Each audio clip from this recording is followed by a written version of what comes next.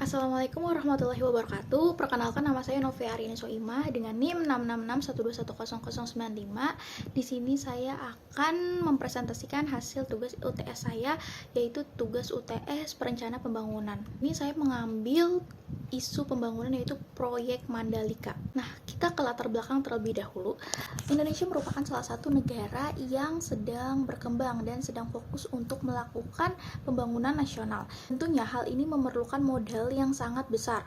Salah satu strategi pemerintah dalam memajukan pertumbuhan ekonomi yaitu dengan membuat kawasan ekonomi khusus atau disingkat atau dibaca KEK di berbagai daerah yang harapannya KEK ini dapat bermanfaat secara maksimal. Melalui peraturan pemerintah nomor 52 tahun 2014, pemerintah menetapkan Mandalika untuk menjadi KEK yang dikelola oleh Indonesia Tourist Development Corporation atau ITDC dengan lahan seluas 1035 hektar.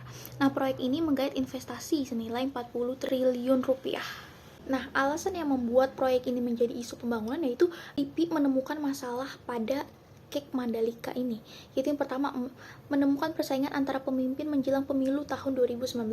Yang kedua, masalah sengketa selama operasi Mandalika berlangsung.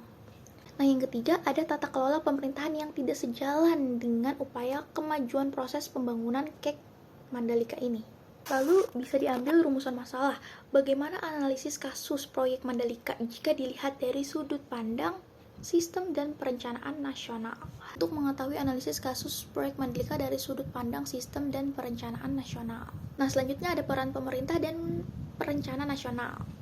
Dalam proyek Mandalika, peran pemerintah Indonesia adalah telah menetapkan dan mengembangkan kawasan ekonomi khusus KEK Mandalika sebagai proyek strategis nasional dan menjadikan Mandalika dari KEK yang didirikan dan dikembangkan oleh pemerintah Indonesia. Nah, KEK Mandalika ini diatur dalam Undang-Undang Nomor 52 Tahun 2014. Nah, sebagai perencana nasional, pemerintah membantu mendorong pertumbuhan ekonomi di Kabupaten Lombok Tengah, Provinsi Nusa Tenggara Timur melalui pengembangan KEK Mandalika ini. Nah, selanjutnya ada peran masyarakat.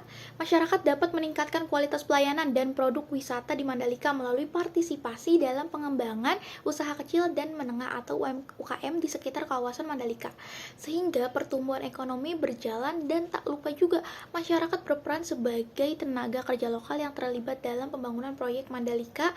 Dan yang paling penting adalah masyarakat lokal menjadi tuan rumah yang baik bagi para wisatawan yang berkunjung ke Mandalika. Kemudian ada mekanisme pasar. Mekanisme pasar membantu menentukan harga-harga yang adil dan efisien untuk produk dan jasa yang ditawarkan di Mandalika.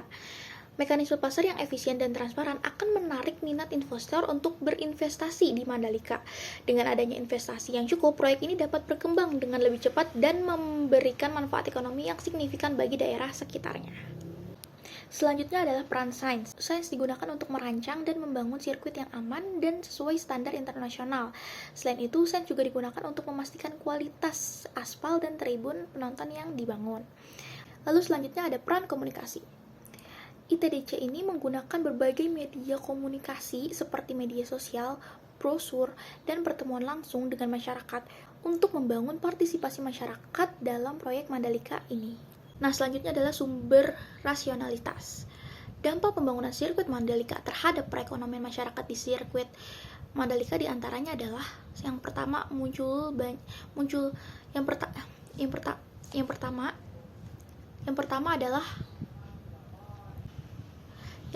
adalah munculnya banyak pelaku UMKM di sekitar sirkuit Mandalika. Yang kedua, meningkatnya pendapatan pelaku UMKM di sekitar sirkuit Mandalika. Yang ketiga, eksistensi pelaku UMKM di sekitar sirkuit Mandalika semakin kuat. Yang keempat, munculnya pelaku usaha baru di sekitar sirkuit Mandalika. Nah, yang kelima, munculnya lapangan pekerjaan baru di sekitar sirkuit Mandalika. Dalam hal ini, sumber rasionalitas dapat dilihat dari analisis yang dilakukan untuk memastikan bahwa pembangunan proyek Mandalika memberikan manfaat yang signifikan bagi masyarakat setempat. Selanjutnya adalah pandangan terhadap alam dan lingkungan. Selanjutnya adalah pandangan terhadap alam dan lingkungan.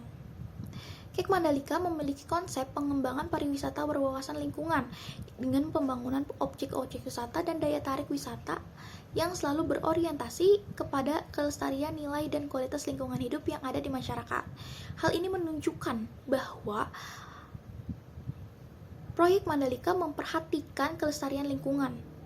Proyek Mandalika memperhatikan kelestarian lingkungan dalam pengembangan pariwisata.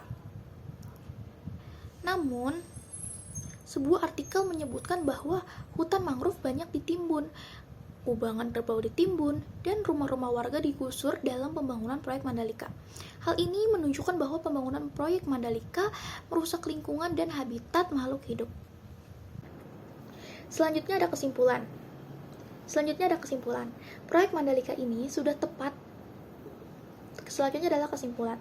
Nah, kesimpulan yang saya ambil di sini adalah menurut saya sendiri, proyek Mandalika ini sudah tepat menggunakan mazhab rational planning atau menurut saya sendiri, proyek Mandalika ini sudah tepat menggunakan mazhab rational planning atau sistem dan perencanaan nasional. Karena semua aspek dan ciri-ciri yang telah saya sebutkan tadi, itu menunjukkan bahwa proyek Mandalika ini dibangun atas mazhab rational planning.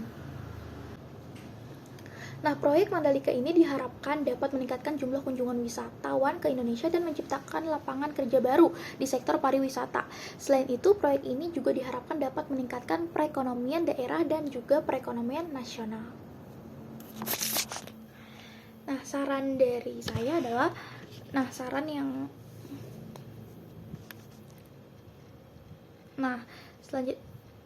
saran dari saya sebagai peneliti adalah komunikasi perlu diperkuat kembali antara pemerintah dengan masyarakat setempat. Lalu, harus jelas tanah kepemilikan jika ingin membangun sirkuit yang luas supaya masyarakat tidak terkena gusuran yang menyebabkan kerugian dari suatu proses pembangunan. Lalu ada saran dari saya itu saran dari saya sebagai peneliti yaitu menyarankan agar komunikasi perlu diperkuat lagi saran yang bisa saya sampaikan sebagai peneliti di sini adalah komunikasi